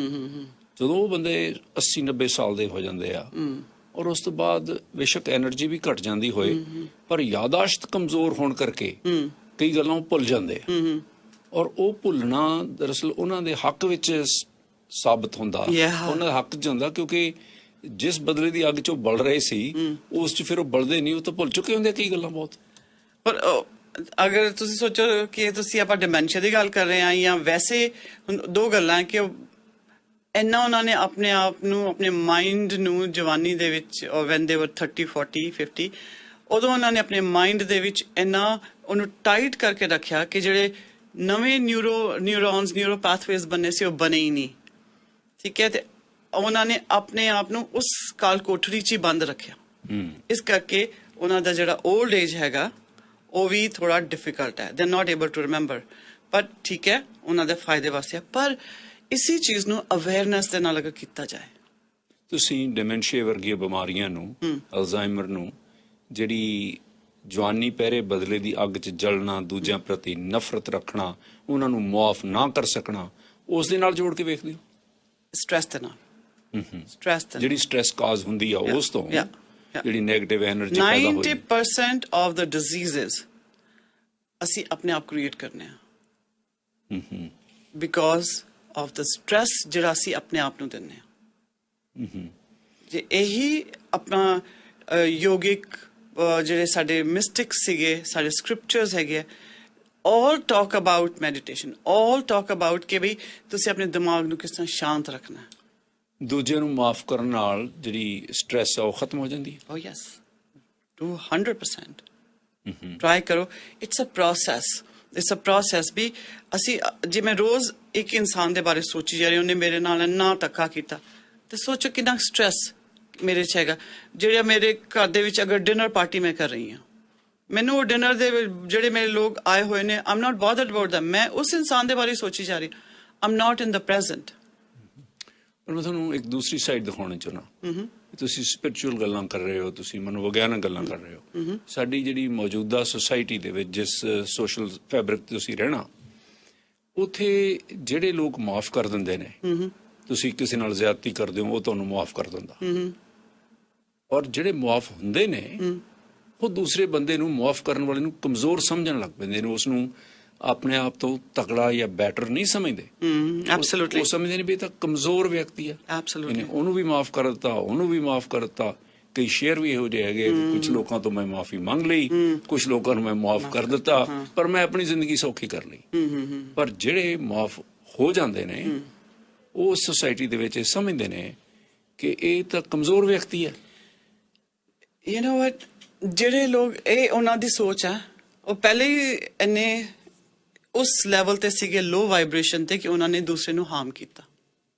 ਠੀਕ ਹੈ, ਤੇ ਉਹਨਾਂ ਨੂੰ ਕਿਸੇ ਦੀ ਪੇਨ, ਕਿਸੇ ਦੀ ਮਾਫ ਕਰਨਾ ਜਾਂ ਮਾਫ ਹੋਣੇ ਦੇ ਨਾਲ ਉਹਨਾਂ ਨੂੰ ਰਜਿਸਟਰ ਹੀ ਨਹੀਂ ਕਰਦਾ ਉਹਨਾਂ ਦਿਮਾਗ 'ਚ, ਠੀਕ ਹੈ। ਇਸ ਕਰਕੇ ਉਹਨਾਂ ਦੇ ਬਾਰੇ ਸੋਚਣਾ ਹੀ ਨਹੀਂ ਚਾਹੀਦਾ। ਬਟ ਦ ਥਿੰਗ ਇਜ਼ ਕਿ ਅਗਰ ਉਹ ਸੋਚਣੇ ਕਿ ਮੈਂ ਨਾ ਕਿਸ ਨੂੰ ਮਾਫ ਕੀਤਾ ਤੇ ਉਹ ਸੋਚਣ ਮੈਂ ਕਮਜ਼ੋਰ ਹੈਗੀ ਹਾਂ, but I think to forgive someone, ਕਿਸੇ ਨੂੰ ਮਾਫ ਕਰਨਾ ਬਹੁਤ ਵੱਡੀ ਸਟਰੈਂਥ ਹੈਗੀ ਹੈ। Staying in that negative side of emotions ਬਹੁਤ ਈਜ਼ੀ ਹੈ, ਬਟ ਉਸ ਚੀਜ਼ ਤੋਂ ਬਾਹਰ ਨਿਕਲਣਾ, ਆਪਣੇ ਆਪ ਨੂੰ ਰਾਈਜ਼ ਕਰਨਾ, ਆਪਣੀ ਵਾਈਬ੍ਰੇਸ਼ਨ ਨੂੰ ਰਾਈਜ਼ ਕਰਨਾ, ਤੇ ਉਹ ਬਹੁਤ ਜ਼ਿਆਦਾ ਪਾਵਰਫੁਲ ਔਰ ਸਟਰੋਂਗ ਚੀਜ਼ ਹੈਗੀ ਹੈ। ਬਟ ਅਗਰ ਉਹ ਲੋਕ ਸਮਝਦੇ ਨੇ, ਉਹ ਤਾਂ ਕੁਝ ਵੀ ਸਮਝੀ ਜਾਣ, ਸਮਝਣ ਦਿਓ ਉਹਨਾਂ ਨੂੰ। ਪਰ ਜੇ ਅਗਰ ਹੁਣ ਤੁਸੀਂ ਫਿਰ ਤੋਂ ਉਹਨਾਂ ਦਾ ਸਾਹਮਣਾ ਕਰਨਾ ਤੁਹਾਡੀ ਜ਼ਿੰਦਗੀ 'ਚ ਦੁਬਾਰਾ ਆ ਰਿਹਾ, ਤੇ ਤੁਹਾਨੂੰ ਲੱਗ ਰਿਹਾ ਕਿ ਬਈ ਇਹਨੇ ਉਹ ਬੰਦੇ ਸੋਚਦੇ ਕਿ ਸ਼ੀ ਇਜ਼ ਵੀਕ, ਸ਼ੈਲੀ ਇਜ਼ ਵੀਕ, ਤੇ ਅਸੀਂ ਜੋ ਮਰਜ਼ੀ ਕਰ ਲਈਏ, ਬਟ ਨੋ, ਫਿਰ ਉਹਦੀ ਪ੍ਰੋਸੈਸ ਹੈ। ਤੁਹਾਨੂੰ ਜੇ ਤੁਸੀਂ ਸਟਰੋਂਗ ਹੈਗੇ ਹੋ, ਤੁਸੀਂ ਆਪਣੇ ਆਪ ਨੂੰ ਹੀਲ ਕਰ ਚੁੱਕੇ ਹੋ, ਅੰਡਰਸਟੈਂਡ ਕਰ ਚੁੱਕੇ ਹੋ ਆਪਣੀ ਸਾਰੀ ਸਿਚੁਏਸ਼ਨ ਨੂੰ, ਤੁਸੀਂ ਫਿਰ ਸਟਰੋਂਗ ਬਾਉਂਡਰੀਜ਼ ਬਣਾਉਂਦੇ ਹੋ। ਜਾਂ ਜੇ ਬਾਰ-ਬਾਰ ਤੁਸੀਂ ਕਿਸੇ ਨੂੰ ਮਾਫ ਕਰਦੇ ਰਹਿੰਦੇ ਹੋ, ਇਹਦੇ ਬਾਰੇ ਅਸੀਂ ਹੁਣੇ ਗੱਲਬਾਤ ਕੀਤੀ ਸੀ ਇਸ ਚੀਜ਼ ਦੇ ਬਾਰੇ, ਪਰ ਲੇਕਿਨ ਜਿਸ ਤਰ੍ਹਾਂ ਉਹਨਾਂ ਨੇ ਕਿਹਾ ਕਿ ਅਗਰ ਛੋਟੇ ਲੈਵਲ ਤੇ ਅਸੀਂ ਪਰਸਨਲ ਲੈਵਲ ਤੇ ਆਪਣੀ ਗੱਲ ਕਰੀਏ ਤੇ ਠੀਕ ਹੈ, ਪਰ ਜੇ ਸੋਸ਼ਲ ਲੈਵਲ ਤੇ ਗੱਲ ਕਰੀਏ ਤੇ ਫਿਰ ਥੋੜਾ ਔਖਾ ਹੋ ਜਾਂਦਾ। ਪਰ ਹੁਣ ਤੁਸੀਂ ਦੇਖੋ ਜਿੰਨੇ ਵਾਰਸ ਹੁੰਦੇ ਨੇ, ਕਿੰਨੇ ਸਾਲਾਂ, ਕਿੰਨੇ ਸਦੀਆਂ ਤੋਂ ਲੜਾਈਆਂ ਹੁੰਦੀਆਂ ਹੀ ਜਾ ਰਹੀਆਂ, but inner harmony is very important for social harmony. ਤੇ ਇਹ ਸਾਰੇ ਇੱਕ ਦੂਸਰੇ ਦੇ ਉੱਪਰ ਡਿਪੈਂਡੈਂਟ ਨੇ। ਪਰ ਡੈਫੀਨੇਟਲੀ ਜੇ ਜ਼ੁਲਮ ਕਰਨਾ ਤੇ ਜ਼ੁਲਮ ਸਹਿਣਾ ਦੋਨੋਂ ਹੀ ਪਾਪ ਹੈ। ਇਹ ਵੀ ਸਾਡੇ ਇਹ ਵੀ ਹੈ ਲਿਖਿਆ, ਬਹੁਤ ਵੱਡੀ ਗੱਲ ਹੈਗੀ ਹੈ ਨਾ। ਤੇ ਜਦੋਂ ਤੁਹਾਡੇ ਉੱਪਰ ਕੋਈ ਜ਼ੁਲਮ ਕਰ ਰਿਹਾ, ਤੁਸੀਂ ਉਸੇ ਵਕਤ you have to stand up and say no, ਇਹ ਮੇਰੀ ਬਾਉਂਡਰੀਜ਼ ਨੇ। ਜੇ ਅਸੀਂ ਆਪਣੇ ਆਪ ਨੂੰ ਆਨਰ ਕਰਨੇ ਆ, ਮੈਂ ਆਪਣੀ ਇੱਜ਼ਤ ਕਰਨੀ ਆ, ਆਪਣੇ ਆਪ ਨਾਲ ਪਿਆਰ ਕਰਨੀ ਆ, ਆਪਣੀ ਫੈਮਿਲੀ, ਆਪਣੀ ਸੋਸਾਇਟੀ ਨੂੰ ਪਿਆਰ ਕਰਨੀ ਆ, ਉਹਦੀ ਇੱਜ਼ਤ ਕਰਨੀ ਆ, ਤੇ ਮੈਂ ਇਹ ਸਿਚੁਏਸ਼ਨ ਆਉਣ ਹੀ ਨਹੀਂ ਦੇਣੀ। ਜੇ ਆ ਗਈ ਹੈ ਤੁਹਾਨੂੰ ਉਸੇ ਡੀਲ ਕਰਨਾ ਪੈਣਾ, ਸਾਨੂੰ ਅਸੀਂ ਇਗਨੋਰ ਨਹੀਂ ਕਰ ਸਕਦੇ। ਫੋਰਗਿਵਨੈਸ ਉਦੋਂ ਹੁੰਦੀ ਹੈ ਜਦੋਂ ਸਿਚੁਏਸ਼ਨ ਖਤਮ ਹੋ ਜਾਂਦੀ ਹੈ, ਫੋਰਗਿਵਨੈਸ ਤਾਂ ਬਾਅਦ ਚੋਂ ਆਉਂਦੀ ਹੈ। ਬਿਲਕੁਲ। ਲਾਲਜੋਤ ਸਿੰਘ ਜੀ, ਦੋਨਾਂ ਮਾਨਯੋਗ ਸ਼ਖਸੀਅਤਾਂ ਨੂੰ, ਆਪ ਜੀ ਨੂੰ ਵੀ ਤੇ ਆਪ ਜੀ ਦੇ ਮਹਿਮਾਨ ਨੂੰ, ਸਰੋਤੇ ਨੂੰ ਸਤਿਕਾਰ ਸਹਿਤ ਸਤਿ ਸ੍ਰੀ ਅਕਾਲ। ਸਤਿ ਸ੍ਰੀ ਅਕਾਲ ਜੀ। ਦੇਖੋ, ਇੱਕ ਮਾਫ ਕਰਾਉਣਾ, ਮਾਫ ਕਰਨਾ ਜਾਂ ਮਾਫ ਕਰ ਦੇਣਾ, ਇਹਨਾਂ ਤਿੰਨਾਂ ਦੇ ਵਿੱਚ ਵੀ ਬਹੁਤ ਜ਼ਮੀਨੀ ਸਮਾਨ ਦਾ ਅੰਤਰ ਆ। ਇੱਕ ਤਾਂ ਜੇ ਤੁਹਾਡਾ ਆਪਣਾ ਮਨ ਮੰਨੇ ਵੀ ਮੈਂ ਇਹਨੂੰ ਮਾਫ ਕਰ ਦੇਣਾ ਵਾ, ਤੁਹਾਡੀ ਰੂਹ ਖੁਸ਼ ਹੋ ਗਈ ਵੀ ਚਲੋ ਠੀਕ ਹੈ ਕਰ ਦਿੱਤਾ, ਪਰ ਮੈਂ ਇਹਦੇ ਨਾਲ ਅੰਦਰੋਂ ਧਾਤ ਫਰਾਈ ਨਹੀਂ ਰੱਖਣੀ, ਮੈਂ ਇਹਨੂੰ ਮਾਫ ਕਰ ਦਿੱਤਾ, ਮੈਂ ਆਪਣੀ ਜ਼ਿੰਦਗੀ ਜੀਵੇ, ਆਪਣੀ ਜੀਵੇ, ਇਹ ਜਾਣੇ ਜਿਹੜਾ ਇਹਨੇ ਕਰਮ ਕਮਾਇਆ ਜਾਂ ਕਰਮ ਕੀਤਾ ਇਹ ਆਪੇ ਭੋਗੂ। ਇੱਕ ਤੁਸੀਂ ਕਿਸੇ ਨੂੰ ਕਹਿ ਕੇ ਮਾਫ ਕਰਾਉਣੇ ਆ, ਇੱਕ ਕਹਿ ਕੇ ਕਹਿੰਦੇ ਵੀ ਮਾਫ ਕਰ ਦੇ। ਇਹਨਾਂ ਤਿੰਨਾਂ ਲਫ਼ਜ਼ਾਂ ਦੇ ਵਿੱਚ ਬਹੁਤ ਵੱਡਾ ਅੰਤਰ ਵਾ ਅਗਲੇ ਨੂੰ ਮਾਫ ਕਰਨ ਦੇਣ ਦੇ ਵਿੱਚ। ਉਹਨੂੰ ਤੁਸੀਂ ਧੱਕੇ ਦੇ ਨਾਲ ਰਿਸ਼ਤੇਦਾਰਾਂ ਦੇ ਜਾਂ ਜ਼ੋਰ ਨਾਲ ਕਰਾਤਾ, ਹਾਵੇ ਕਰ ਦਿੱਤਾ, ਉਹਦੇ ਅੰਦਰ ਤਾਂ ਜਿਹੜਾ ਉਹ ਕੰਡਾ ਵਾ ਉਹ ਤਾਂ ਉਦਾਂ ਹੀ ਆ, ਉਹ ਤਾਂ ਚੁੱਭਦਾ। ਉਹ ਤਾਂ ਜਦੋਂ ਵੀ ਬਾਣੀ ਚ ਤਿੰਨ ਅੰਤਰ ਹੋਮੇ ਕੰਡਾ, ਜਿੱਦਾਂ ਹੋਮੇ ਦਾ ਕੰਡਾ ਜਾਂ ਉਹਦੇ ਪੇਨ ਦਾ ਕੰਡਾ ਵਾ, ਉਹ ਤਾਂ ਜਦੋਂ ਵੀ ਗੱਲ ਯਾਦ ਆਉਂਦੀ ਉਦੋਂ ਚੁਭੂਗਾ ਉਹਦੇ, ਚਾਹੇ ਉਹਨੂੰ ਮਾਫ ਕੀਤਾ ਹੋਇਆ। ਕਹਿੰਦਾ ਯਾਰ ਮੈਂ ਤਾਂ ਮਾਫ ਕਰਨਾ ਨਹੀਂ ਚਾਹੁੰਦਾ, ਮੇਰੇ ਕੋਲ ਧੱਕੇ ਨਾਲ ਮਾਫ ਕਰਾਤਾ, ਮੇਰੇ ਕੋਲ ਦਵਾ ਪਾ ਕੇ ਮਾਫ ਕਰਾਤਾ, ਮੇਰੇ ਕੋਲ ਡੰਡ ਦੇ ਕੇ ਮੇਰੇ ਕੋਲ ਮਾਫ ਕਰਾਇਆ, ਮੈਂ ਤਾਂ ਇਸ ਚੀਜ਼ ਨੂੰ ਮਾਫ ਕਦੇ ਵੀ ਨਹੀਂ ਕਰਦਾ, ਮੈਂ ਤਾਂ ਮਰਦੇ ਦਮ ਤਾਂ ਨਹੀਂ। ਹੁਣ ਉਹਦੀ ਮਾਫੀ ਕੀਤੀ ਹੋਈ ਜਦ ਉਹਦਾ ਮਨ ਹੀ ਨਹੀਂ ਮੰਨਦਾ, ਜੇ ਆਪਣੇ ਵਿਸ਼ਾਲ ਹਿਰਦੇ ਨਾਲ ਕਹਿ ਦੇਵੇ ਆਪ ਜੱਫੀ ਪਾ ਕੇ, ਲੈ ਵੀ ਸੱਜਣਾ ਮੈਂ ਤੈਨੂੰ ਮਾਫ ਕਰ ਦਿੱਤਾ, ਮਾਫ ਕਰਨ ਵਾਲੇ ਨੂੰ ਪਤਾ ਲੱਗ ਜਾਂਦਾ ਕਿ ਇਹਨੇ ਮਾਫ ਕਰ ਦਿੱਤਾ। ਇਹ ਜਿਹੜੀਆਂ ਕਈ ਸੰਦਰਭ ਵਾ ਨਾ ਮਾਫੀ ਦੇ ਜਾਂ ਮਾਫੀ ਦੇਣ ਦੇ, ਮਾਫ ਕਰਨ ਦੇ, ਇਹਨਾਂ ਦੀ ਪੜਚੋਲ ਪਹਿਲਾਂ ਹੋਣੀ ਚਾਹੀਦੀ ਵੀ ਮੈਂ ਇਹਦੇ ਤੇ ਮਾਫੀ ਦੇ ਰਿਹਾ, ਇਹ ਮਾਫੀ ਯੋਗ ਹੈ, ਲੈ ਰਿਹਾ ਵਾ, ਜਾਂ ਮੈਂ ਮਾਫੀ ਦੇ ਰਹੀ, ਜਾਂ ਮੈਂ ਆਪਣੀ ਮਾਫੀ ਦੇ ਕੇ ਵੀ ਅੰਦਰ ਉਹੋ ਹੀ ਜਿਹੜਾ ਕੰਡਾ ਵਾ ਪਾਲ ਕੇ ਰੱਖਿਆ ਹੋਇਆ, ਤਾਂ ਫਿਰ ਉਹ ਤਕਲੀਫ ਤਾਂ ਦਊਗਾ। ਧੰਨਵਾਦ ਜੀ। Thank you. Very well said. ਬਹੁਤ ਵਧੀਆ ਗੱਲ ਕਹੀ ਤੁਸੀਂ। ਇਹ ਜਿਸ ਤਰ੍ਹਾਂ ਮਾਫ ਕਰਨਾ, ਮਾਫ ਧੱਕੇ ਦੇ ਨਾਲ, ਕਈ ਵਾਰੀ ਨਾ ਅਸੀਂ ਰਿਲੀਜਨ ਜਾਂ ਕਲਚਰਲ ਜਾਂ ਸੋਸ਼ਲ ਪ੍ਰੈਸ਼ਰ ਦੇ ਜਾਂ ਫੈਮਿਲੀ ਪ੍ਰੈਸ਼ਰ ਦੇ ਅੰਡਰ ਆ ਕੇ ਅਸੀਂ ਮਾਫ ਕਰ ਦਿੰਦੇ ਹਾਂ, ਬਟ ਉਹ ਲੇਕਿਨ ਪਰਸਨਲ ਲੈਵਲ ਤੇ ਜਿੰਨੀ ਦੇਰ ਤੱਕ ਅੰਦਰੋਂ ਤੁਹਾਡਾ ਮਾਫ ਕਰਨ ਤੇ ਜੀ ਨਾ ਕਰੇ, ਉਦੋਂ ਤੱਕ ਇਹਦਾ ਕੋਈ ਫਾਇਦਾ ਹੀ ਨਹੀਂ ਹੈਗਾ। ਸੋ ਫੋਰਗਿਵਨੈਸ ਇੱਕ ਬਹੁਤ ਇੰਟੈਂਸ ਪਾਵਰਫੁਲ ਵਰਚੂ ਹੈਗੀ ਹੈ, ਇੱਕ ਡਿਵਾਈਨ ਇਮੋਸ਼ਨ ਹੈ, ਡਿਵਾਈਨ ਤਰੀਕਾ ਕੋਪ ਅਪ ਕਰਨ ਦਾ। ਇਸ ਦੁਨੀਆ ਦੇ ਜਿਹੜੇ ਚੈਲੰਜਸ ਨੇ, ਇਸ ਇਮੋਸ਼ਨਲ ਜਿਹੜੇ ਸਾਡੇ ਰਿਲੇਸ਼ਨਸ਼ਿਪ ਨੇ, ਉਹਨਾਂ ਚੈਲੰਜਸ ਨੂੰ ਫੇਸ ਕਰਨ ਦਾ ਇੱਕ ਬਹੁਤ ਡਿਵਾਈਨ ਤਰੀਕਾ, ਬੜਾ ਹੀ ਪਾਵਰਫੁਲ ਤਰੀਕਾ ਹੈ, ਤੇ ਹਰ ਇੱਕ ਇਨਸਾਨ ਹਰ ਇੱਕ ਸਿਚੁਏਸ਼ਨ ਵਾਸਤੇ ਬਹੁਤ ਜ਼ਿਆਦਾ ਯੂਨੀਕ ਹੈ। ਸੋ ਜਿਸ ਤਰ੍ਹਾਂ ਉਹਨਾਂ ਨੇ ਕਿਹਾ ਕਿ ਜੇ ਤੁਹਾਡੇ ਮਾਫ ਕਰਨ ਦੇ ਬਾਵਜੂਦ ਵੀ ਇਹ ਗੱਲ ਬਿਲਕੁਲ ਨਹੀਂ ਠੀਕ ਹੈ ਕਿ ਕਿਸਮ ਦੇ ਪ੍ਰੈਸ਼ਰਸ ਹੁੰਦੇ ਤੁਹਾਡੇ ਤੇ, ਸੋਸ਼ਲ ਪ੍ਰੈਸ਼ਰ ਹੈ, ਕਾਨੂੰਨੀ ਪ੍ਰੈਸ਼ਰ ਹੈ, ਕੋਈ ਹੋਰ ਕਈ ਕਿਸਮ ਦੇ ਪ੍ਰੈਸ਼ਰ ਨੇ ਜਿਹਦੇ ਕਰਕੇ ਜਾਂ ਤੁਹਾਡੇ ਕਈ ਇੰਟਰਸਟ ਖਰਾਬ ਹੋ ਰਹੇ ਹੁੰਦੇ, ਤੁਹਾਡਾ ਨੁਕਸਾਨ ਹੋ ਰਿਹਾ ਫਾਈਨੈਂਸ਼ਲੀ, ਉਹਨੂੰ ਨਾ ਮਾਫ ਕਰਨ 'ਚ। ਬਿਲਕੁਲ। ਸੋ ਇਸ ਕਰਕੇ ਤੁਸੀਂ ਮਾਫ ਕਰ ਦਿੰਦੇ ਹੋ, ਲੇਕਿਨ ਅੰਦਰ ਤੁਹਾਡੇ ਜਿਹੜੀ ਖੁੰਦਕ ਦੀ ਅੱਗ ਆ ਉਹ ਸੁਲਗੀ ਜਾਂਦੀ ਹੈ। ਫਿਰ ਉਹੀ ਹੈ ਨਾ, ਤੁਸੀਂ ਆਪਣੇ ਅੰਦਰ ਕਿੰਨੀ ਦੇਰ ਤੱਕ ਉਸ ਨੈਗੇਟਿਵ ਇਮੋਸ਼ਨਸ ਨੂੰ ਰੱਖੋਗੇ। ਈਚ ਟਾਈਮ ਜਦੋਂ ਅਸੀਂ ਆਪਣੇ ਅੰਦਰ ਇੱਕ ਐਸੀ ਟਾਈਟਨੈਸ ਰੱਖਦੇ ਹਾਂ ਜਿਹਦੇ ਨਾਲ ਸਾਡੇ ਬਾਡੀ ਦੇ ਵਿੱਚ ਕੋਰਟੀਜ਼ੋਲ ਜਾਂ ਇਹੋ ਜਿਹੇ ਸਟ੍ਰੈਸ ਹਾਰਮੋਨਸ ਰਿਲੀਜ਼ ਹੁੰਦੇ ਨੇ, ਤੇ ਅਸੀਂ ਆਪਣੇ ਆਪ ਨੂੰ ਹੈਲਥ ਹੈਜ਼ਰਡਸ ਦੇ ਵਿੱਚ ਲੈ ਕੇ ਜਾ ਰਹੇ ਹਾਂ, ਆਪਣੀ ਹੈਲਥ ਖਰਾਬ ਕਰ ਰਹੇ ਹਾਂ, ਫਿਜ਼ੀਕਲ ਐਂਡ ਮੈਂਟਲ, ਇਮੋਸ਼ਨਲ, ਹਰ ਕਿਸਮ ਦੇ ਲੈਵਲ ਤੇ ਕਰ ਰਹੇ ਹਾਂ। ਅਫਜ਼ਲ ਮਲਕ ਸਾਹਿਬ जी अस्सलाम वालेकुम। वालेकुम सलाम जी। साहब, गुजारिश है जी कि माफ करना बड़ी अच्छी गल है और सारे धर्म भी कहते हैं माफ कर दो, लेकिन ये बड़ा औखा काम ही है।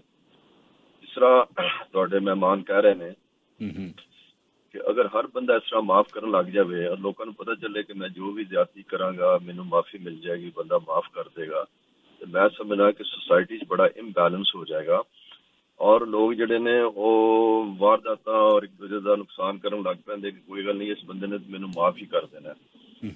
ते फिर जिहड़े कानून असीं बनाए ने उन्हां दा की फायदा होएगा? और मैं उन्हां नूं इह पुछना चाहना वां कि वो किहड़ियां तुहाडे कंडीशनस ने कि जिहड़े बंदे नूं इक ते माफ नहीं करन देंदियां, ह्यूमन साइकी जिहड़ी है या तुहाडा अंदर जो भी सिस्टम है, और दूसरा है कि फिर लोगों को आदत पै जाएगी और इसका की उपाय है, इसका की करना चाहिए? वो कहते जी कि पनिशमेंट होनी चाहिए। देखो, जिस टाइम पहले मैं किया कि एक नॉर्मल कोर्स होंदा, किसी ने किसी का मर्डर किया, किसी ने किस नाल धक्का किया, ਉਹਦਾ ਇੱਕ ਨੋਰਮਲ ਕੋਰਸ ਹੈ ਜਿਹੜਾ ਕਿ ਜਸਟਿਸ ਸਿਸਟਮ ਦੇ ਜਾਂ ਬਾਕੀ ਤੁਹਾਡਾ ਪੰਚਾਇਤ ਸਿਸਟਮ ਜਾਂ ਜਿਹੜਾ ਵੀ ਤੁਹਾਡਾ ਸਿਸਟਮ ਹੈ, ਫੈਮਿਲੀ ਸਿਸਟਮ, ਉਹ ਉਸ ਨੂੰ ਡੀਲ ਕਰੇਗਾ ਹੀ ਕਰੇਗਾ। Forgiveness is about emotions. ਉਦੋਂ ਵੀ ਉੱਤੇ ਹੈ, ਹਾਂ, ਉਸ ਤੋਂ ਵੀ ਉੱਤੇ ਹੈ, ਕਿਉਂਕਿ ਤੁਹਾਨੂੰ ਹਰਟ ਹੋਇਆ ਨਾ, ਤੁਹਾਡਾ ਦਿਲ ਟੁੱਟਿਆ, ਤੁਹਾਡੇ ਨਾਲ ਧੱਕਾ ਹੋਇਆ, ਤੇ ਉਹ ਇਮੋਸ਼ਨਲ ਲੈਵਲ ਤੇ ਹੋਇਆ। ਅਦਾਲਤ ਨੇ ਫਰਜ਼ ਕਰੋ ਉਸ ਨੂੰ ਸਜ਼ਾ ਦੇ ਵੀ ਦਿੱਤੀ, ਲੇਕਿਨ ਜਿਹੜਾ ਵਿਕਟਮ ਆ ਉਹ ਹਾਲੇ ਵੀ ਮਹਿਸੂਸ ਕਰ ਰਿਹਾ ਕਿ ਇਹ ਸਜ਼ਾ ਕਾਫੀ ਨਹੀਂ ਹੈ, ਮੈਨੂੰ ਇਹ ਜ਼ਾਤੀ ਤੌਰ ਤੇ ਬਦਲਾ ਲੈਣਾ ਚਾਹੀਦਾ ਜਾਂ ਮੈਨੂੰ ਕੁਝ ਕਰਨਾ ਚਾਹੀਦਾ ਤਾਂ ਕਿ ਇਹਦਾ ਹੋਰ ਨੁਕਸਾਨ ਕਰਾਂ, ਇਹਦੇ ਪਰਿਵਾਰ ਦਾ ਨੁਕਸਾਨ ਕਰਾਂ। And we started this conversation beginning ਇਸੀ ਟੌਪਿਕ ਦੇ ਉੱਪਰ ਕਿ ਮੈਂ ਉਹਦਾ ਨੁਕਸਾਨ ਕਰਾਂਗਾ, ਤੇ ਉਹਨੇ ਸਾਲ ਅਗਰ ਲੈਟਸ ਸੇ ਉਹਨੂੰ 20 ਸਾਲ ਦੀ ਸਜ਼ਾ ਮਿਲ ਗਈ, 20 ਸਾਲ ਤੁਸੀਂ ਬੈਠ ਕੇ ਇਹੀ ਸੋਚਦੇ ਰਹੋਗੇ ਕਿ 20 ਸਾਲ ਬਾਅਦ ਉਹ ਬੰਦਾ ਕਦੋਂ ਬਾਹਰ ਨਿਕਲੇਗਾ ਜਾਂ ਅਗਲੇ 5 ਸਾਲਾਂ ਦੇ ਬਾਅਦ ਮੈਂ ਉਹਦੇ ਪਰਿਵਾਰ ਨੂੰ ਨੁਕਸਾਨ ਕਰਾਉਣਾ। ਤੇ ਅਸੀਂ ਉਹ 5 ਸਾਲ ਵੀ ਆਪਣੀ ਜ਼ਿੰਦਗੀ ਦੇ ਅਸੀਂ ਆਪਣੇ ਆਪ ਨੂੰ ਪ੍ਰਿਜ਼ਨ ਵਿੱਚ ਰੱਖ ਲਿਆ, ਅਸੀਂ ਆਪਣੇ ਆਪ ਨੂੰ ਜੇਲ੍ਹ ਦੇਤੀ। ਠੀਕ ਹੈ, ਜਿਸ ਤਰ੍ਹਾਂ ਇਹਨਾਂ ਨੇ ਕਿਹਾ ਕਿ ਇਸ ਤਰ੍ਹਾਂ ਇੰਬੈਲੈਂਸ ਹੋ ਜਾਏਗਾ ਸੋਸਾਇਟੀ ਦੇ ਵਿੱਚ, ਨੋ, ਇੰਬੈਲੈਂਸ ਨਹੀਂ ਹੁੰਦਾ। ਇੱਕ ਜਿਸ ਤਰ੍ਹਾਂ ਕੋਰਸ ਹੈ, ਕਿਸ ਨੇ ਸੋਸਾਇਟੀ ਦੇ ਵਿੱਚ ਕੋਈ ਪ੍ਰੋਬਲਮ ਆਈ ਹੈ, ਉਹ ਸਾਰਾ ਕੁਝ ਤੇ ਚੱਲਦਾ ਹੀ ਪਿਆ। Forgiveness is about releasing the emotional charge. ਮੈਂ ਜੋ ਤੁਹਾਨੂੰ ਕਹਿਣਾ ਚਾਹ ਰਹੀ ਸੀ ਕਿ ਜਦੋਂ ਅਸੀਂ ਹਰਟ ਹੁੰਦੇ ਹਾਂ, ਅਸੀਂ ਇਮੋਸ਼ਨਲ ਲੈਵਲ ਤੇ ਹਰਟ ਹੁੰਦੇ ਹਾਂ, ਉਸ ਨੂੰ ਠੀਕ ਕਰਨ ਵਾਸਤੇ ਵੀ ਸਾਨੂੰ ਇਮੋਸ਼ਨਸ ਦੀ ਹੀ ਹੈਲਪ ਲੈਣੀ ਪੈਣੀ ਹੈ। ਤੁਹਾਡੀ ਮੰਗਤਾ ਜੀ। ਜੀ ਸਤਿ ਸ੍ਰੀ ਅਕਾਲ ਜੀ। ਸਤਿ ਸ੍ਰੀ ਅਕਾਲ। ਦੇਖੋ ਜੀ, ਉਹ ਤਾਂ ਡਿਫਰੈਂਟ ਸਟੋਰੀ ਹੈ। ਜਿਹੜਾ ਕਤਲ ਹੁੰਦਾ ਨਾ, ਉਹਦਾ ਸਾਡੀ ਕਮਿਊਨਿਟੀ ਦੇ ਵਿੱਚ ਬਹੁਤ ਇਹਦਾ ਬਦਲਾਖੋਰੀ, ਸ਼ਰੀਕੇ ਭਾਈਚਾਰੇ ਵੀ ਉਹ ਨਹੀਂ ਸਾਡਾ ਬੰਦਾ ਮਾਰਿਆ ਸੀ ਉਹਨਾਂ ਦਾ ਲੈਣਾ, ਮਾਫੀ ਮੂਫੀ ਦਾ ਕੋਈ ਮਤਲਬ ਹੀ ਨਹੀਂ ਵਿੱਚ। ਮੈਂ ਤਾਂ ਘਰੇਲੂ ਗੱਲ ਕਰੂੰਗਾ।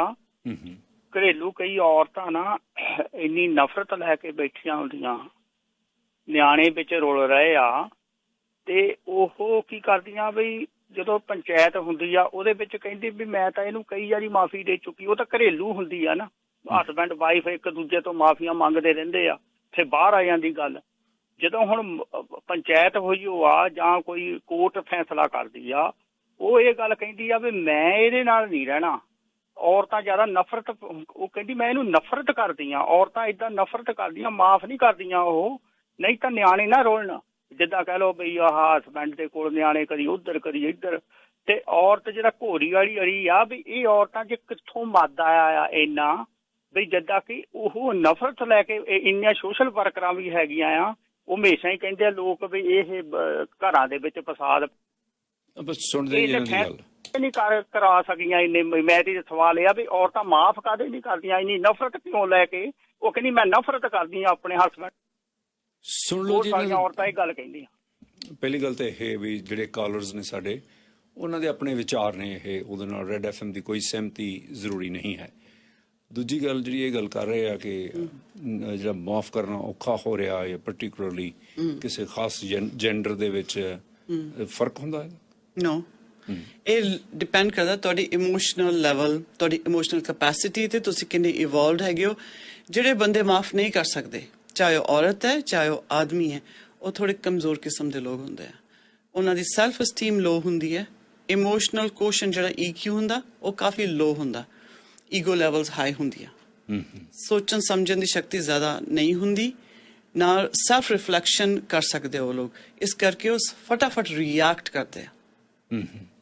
ਵਿਦ ਏਜ, ਵਿਦ ਐਕਸਪੀਰੀਅੰਸ ਆਪਣੇ ਆਪ ਨੂੰ ਥੋੜਾ ਜਿਹਾ ਤੁਸੀਂ ਇਵੋਲਵ ਕਰੋ ਤੇ ਤੁਸੀਂ ਈਜ਼ੀਲੀ ਫੋਰਗਿਵ ਕਰ ਸਕਦੇ ਹੋ, ਜੋ ਤੁਹਾਨੂੰ ਸਮਝ ਆ ਜਾਏ। ਇਟ ਆਲ ਡਿਪੈਂਡਸ ਕਿ ਤੁਸੀਂ ਇਮੋਸ਼ਨਲੀ ਕਿੱਥੇ ਹੋ, ਕਿਸ ਲੈਵਲ ਤੇ ਹੋ। ਵਨਸ ਅਗੇਨ ਜਿਹੜਾ ਇੱਕ ਹੋਰ ਸਵਾਲ ਜਿਹੜਾ ਅਫਜ਼ਲ ਹੋਰਾਂ ਨੇ ਉਠਾਇਆ ਸੀ, ਮਲਕ ਸਾਹਿਬ ਨੇ, ਵੀ ਸੋਸਾਇਟੀ 'ਚ ਕਿਤੇ ਇੰਬੈਲੈਂਸ ਨਾ ਪੈਦਾ ਹੋ ਜਾਏ। ਇਹ ਉਹਨਾਂ ਦਾ ਕੰਸਰਨ ਜਿਹੜਾ ਬੜਾ ਵਾਜਬ ਹੈ। ਹੋ ਸਕਦਾ ਬਹੁਤ ਸਾਰੇ ਹੋਰ, ਕਿਉਂਕਿ ਇੱਕ ਕਾਲਰ ਕਈ ਵਾਰੀ ਕਈ ਹੋਰ ਕਾਲਰਸ ਨੂੰ ਵੀ ਰਿਪਰੈਜ਼ੈਂਟ ਕਰਦਾ। ਸੋ ਮਾਫ ਕਰਨ ਨਾਲ, ਬਾਰ-ਬਾਰ ਮਾਫ ਕਰਨ ਨਾਲ, ਬਾਰ-ਬਾਰ ਮਾਫ ਨਹੀਂ ਕਰਨਾ ਚਾਹੀਦਾ, ਚਾਹੀਦਾ। ਫਾਇਦਾ ਉਠਾ ਕੇ ਕਿਤੇ ਇੰਬੈਲੈਂਸ ਨਾ ਪੈਦਾ ਹੋਵੇ। ਬਾਰ-ਬਾਰ ਤੁਸੀਂ ਮਾਫ ਨਹੀਂ ਕਰ ਸਕਦੇ ਕਿਸੇ ਨੂੰ ਵੀ। The thing is we are talking about forgiveness. Forgiveness ਜਿਹੜੀ ਆਂਦੀ ਹੈ ਉਹ ਸਿਚੁਏਸ਼ਨ ਹੋਣ ਤੋਂ ਬਾਅਦ, ਡੈਮੇਜ ਹੋਣ ਤੋਂ ਬਾਅਦ, ਸੈਲਫ ਰਿਫਲੈਕਸ਼ਨ ਤੋਂ ਬਾਅਦ ਫਿਰ ਅਸੀਂ ਫੋਰਗਿਵਨੈਸ ਨੂੰ ਪ੍ਰੈਕਟਿਸ ਕਰਨੇ ਆ। ਇੱਕਦਮ ਨਹੀਂ ਅਸੀਂ ਕਹਿੰਦੇ ਕਿ ਵੀ ਕਿਸੇ ਨੇ ਕਿਹਾ ਕਿ ਜਾਓ ਤੁਸੀਂ ਮਾਫ ਕਰ ਦਿਓ, ਉੱਦਾਂ ਨਹੀਂ ਹੁੰਦੀ ਫੋਰਗਿਵਨੈਸ। ਫੋਰਗਿਵਨੈਸ ਨੂੰ ਵਕਤ ਲੱਗਦਾ, ਪਹਿਲੇ ਤੇ ਸਮਝਣ ਨੂੰ ਕਿ ਸਾਡੇ ਨਾਲ ਹੋਇਆ ਕੀ ਜੀ, ਸਾਡਾ ਡੈਮੇਜ ਕੀ ਹੋਇਆ ਔਰ ਕਿਉਂ ਹੋਇਆ। ਉਸ ਤੋਂ ਬਾਅਦ ਫਿਰ ਇੱਕ ਵਿੱਚ ਸਪੇਸ ਆਂਦੀ ਹੈ, ਖਾਲੀ ਸਪੇਸ ਆਂਦੀ ਹੈ।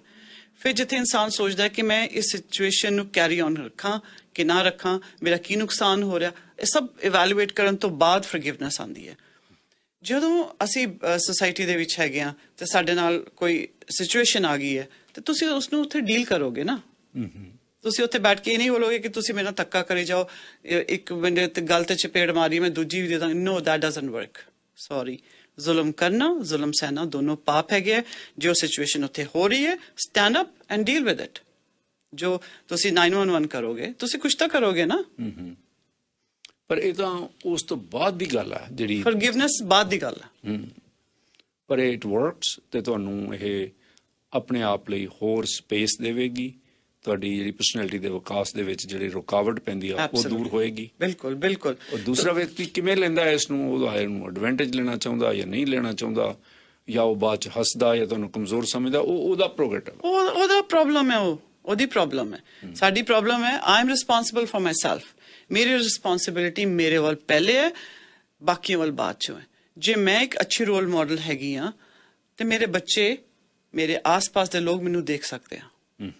ਤੇ ਜੇ ਮੈਂ ਗੁੱਸੇ ਹੋਰ ਈਗੋ ਦੇ ਵਿੱਚ ਰਹੀ ਤੇ ਮੈਂ ਉਹੀ ਆਪਣੀ ਫੈਮਿਲੀ ਤੇ ਬਾਕੀ ਆਪਣੇ ਬੱਚਿਆਂ ਨੂੰ ਦੱਸਾਂਗੀ। ਬਿਲਕੁਲ ਠੀਕ ਤੁਹਾਡੀ ਗੱਲ। ਮੈਂ ਤੁਹਾਡਾ ਬਹੁਤ ਧੰਨਵਾਦੀ ਹਾਂ ਜੀ। ਆਪਣੇ ਕੋਲੇ ਹੁਣ ਹੋਰ ਸਮਾਂ ਨਹੀਂ ਹੈ ਤੇ ਤੁਹਾਡਾ ਜਿਹੜਾ ਵੈਬਸਾਈਟ, ਤੁਹਾਡਾ ਜਿਹੜਾ ਫੇਸਬੁੱਕ ਹੈ, ਸ਼ੈਲੀ ਕੌਰ ਦੇ ਨਾਮ ਥੱਲੇ ਹੈ, ਟਿਕਟੌਕ ਵੀ ਹੈ ਸ਼ੈਲ ਕੌਰ ਦੇ ਨਾਮ ਤੇ। ਜਾਂ ਅਵਨੀਤ ਸੰਧੂ ਜੀ ਇਮੋਸ਼ਨਲ ਜਿਹੜੇ ਵੈਲਨੈਸ ਕੋਚ ਨੇ ਅਤੇ ਹੋਰ ਕਈ ਕਿਸਮ ਦੀ ਮੈਡੀਟੇਸ਼ਨ ਵਗੈਰਾ ਕਿ ਆਪਣਾ ਆਪ ਦਾ ਵਿਕਾਸ ਕਿਵੇਂ ਕਰਨਾ, ਔਰ ਸ਼ੈਲੀ ਕੌਰ ਦੇ ਨਾਂ ਹੇਠ ਇਹਨਾਂ ਦਾ ਜਿਹੜਾ ਫੇਸਬੁੱਕ ਆ, ਉੱਥੋਂ ਤੁਸੀਂ ਉੱਥੇ ਜਾ ਸਕਦੇ ਹੋ। ਉੱਥੇ ਕਈ ਕਿਸਮ ਦੀ ਇਨਫੋਰਮੇਸ਼ਨ ਆ ਜਿਹੜੀ ਤੁਹਾਡੀ ਹੈਲਪ ਕਰ ਸਕਦੀ ਹੈ, ਜਾਂ ਤੁਸੀਂ ਇਹਨਾਂ ਨੂੰ ਉੱਥੇ ਮੈਸੇਜ ਛੱਡ ਸਕਦੇ ਹੋ ਤੇ ਤੁਹਾਨੂੰ ਉਹ ਇਹਦਾ ਜਵਾਬ ਦੇ ਸਕਦੇ ਨੇ।